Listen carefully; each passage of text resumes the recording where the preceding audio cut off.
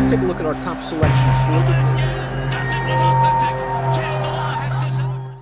Dan Illman, Mike Beer, race number 10 at Gulfstream Park on Saturday is the $100,000 Mucho Macho Man Stakes. 3-year-olds going a one-turn mile.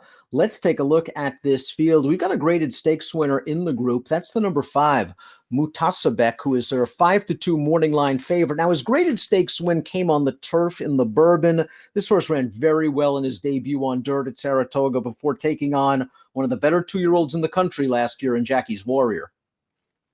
Yeah, it's very interesting that he's coming back to dirt here. I'm actually, happy to see him come back to try dirt again, Dan, because he looked like he had an awful lot of potential after winning first time out at Saratoga. So we'll see what happens here.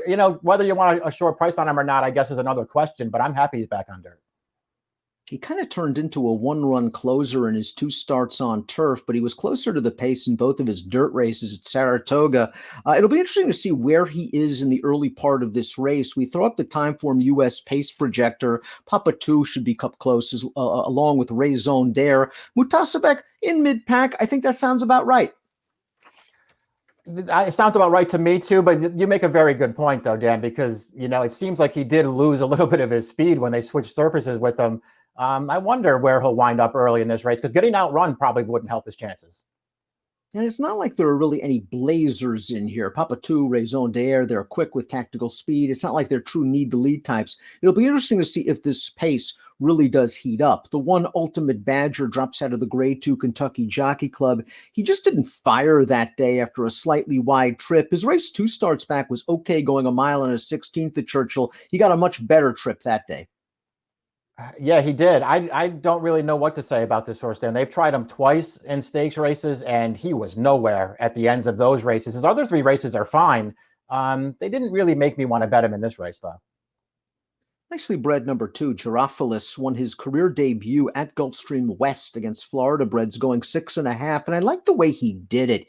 Usually these 2-year-old races are won in gate-to-wire fashion. Not so in this case. Let's watch how he comes from way out of it. He came from last in the early part of this race with a good solid run splitting horses to win, and he wins going away. The one problem is the buyer was a little bit light, but he is open for improvement. Yeah, he could take a step forward here, which he obviously is going to have to do. It's, you can give him a little extra credit, I guess, for winning from last to first in his career debut, and he was, well clear of this field at the end, but he's just going to have to get a lot faster. It seems all the progeny of the young stallion not this time can run. Easy time, easy in his debut at Woodbine, albeit on a synthetic surface for Mark Casse. They knew he was 7-5 in an 8-horse field, and we'll watch that race right now. He showed good tactical speed outside the leader in the stretch. He still has a little work to do. He goes by very easily. Yeah, he wins this race, you're right, very easily. He got a very good trip, just, sort of content to track the leaders in this spot. And he just doesn't really have that much trouble running down this horse on the lead. You can see how far back it is to the rest of these horses, Dan. This horse looked good winning first time out. We'll see what he does as he switches over to dirt. And that's really the question for him. There are turf and synthetic influences in his female family, but also a couple of horses that have run well on dirt. So I'm just going to trust that he can transfer that form. If it was the other way around, dirt to synth, maybe I wouldn't be so lenient. The 4 is Kiger, who just missed last time out, first start against winners at this mile distance.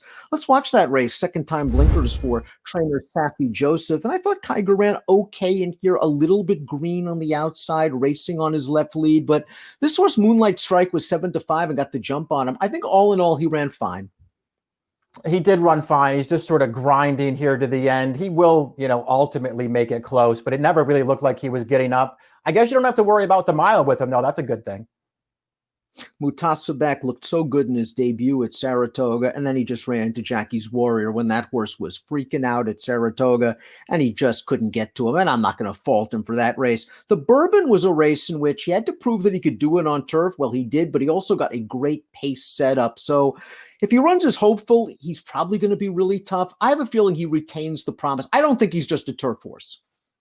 Yeah, I'm going to kind of look at him that way too. I mean, it's hard. It's actually very interesting that they, even switched over to turf with this horse, because when you go back and watch his debut, where it felt like everybody knew he could run, he took all the money, 84 buyer in a really impressive win. Again, I'm just happy that this horse is back on dirt. And, now that he's got the foundation under him, you don't have to worry about the mile either. Awesome Jerry was a good trip winner in his second lifetime start at Gulfstream West, where he saved ground, shot through along the inside, and drew out to win by 6 lengths. And heartened by that effort, they ran him at Keeneland on the Breeders' Cup undercard against a very good field. 3 next out winners, and the winner of that race, highly motivated, is a very promising horse for Chad Brown. And he ran belatedly while never threatening. They ran him in the Jean Lafitte at Delta Downs, going 2 turns last time out. Again, he ran okay.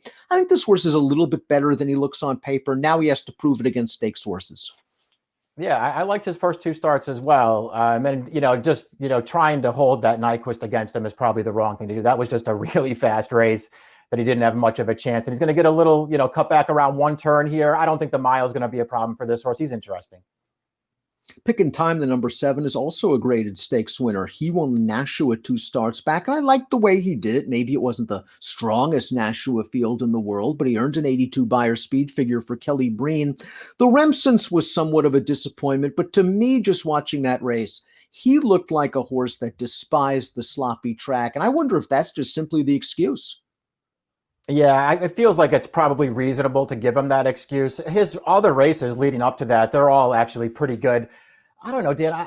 I have a tough time sort of buying into this horse. I don't really want to knock his Nashua. He did what he had to do in there, and he won it pretty easily at the end. I'm just kind of not sold on him, and I want to see him back that race up. I wonder if Raison Dare can work a nice trip from close to the pace. He was a dominant maiden special weight winner 2 starts back. And then they ran him in a little off-the-turf stakes race sprinting over a sloppy track. And the winner of that race is pretty good. He came back to win his next 2 starts with spires of 72 and 77, respectively. Yeah, they were both stakes races too. Poppy's Pride is now on a 4-race winning streak. So he did bump into a good horse last time. Not that, he really ran that well in there, Raison Dare. But it was a sloppy track. Maybe he didn't like it, and his only win so far over this track and over this distance. We talked about Mutasaabeq facing Jackie's Warrior at Saratoga. So too did Papatu, who was a very early 2-year-old over the summer at Gulfstream Park. And then they ran him in both the Saratoga Special and the Hopeful, and he got his brains bashed in. I like that Antonio Sano gave him some time. He's back at Gulfstream where he's comfortable, and he might be on the lead at 20-1. I think he has a chance. He does have a chance, especially if he's a big price. His first 2 races were actually both pretty good. I liked those races for him. I guess I would be worried about him stretching out now, Dan. But if he gets the distance, he should be a contender in here. Another horse stretching out to a route of ground for the first time is Big Thorn, but I like the gradual stretch out in distance for this horse. They've gone 5, they've gone 6, and they went 7 in this race, the juvenile turf over a sloppy track against fellow Florida breds, and Big Thorn was perched outside as the favorite, and he just keeps on rolling. 75 Beyer, yet another forward move on the Beyer speed figure scale. This horse is okay. He'll have to get the mile. He's stepping up in class. I like the way he won this race, albeit on a sloppy track.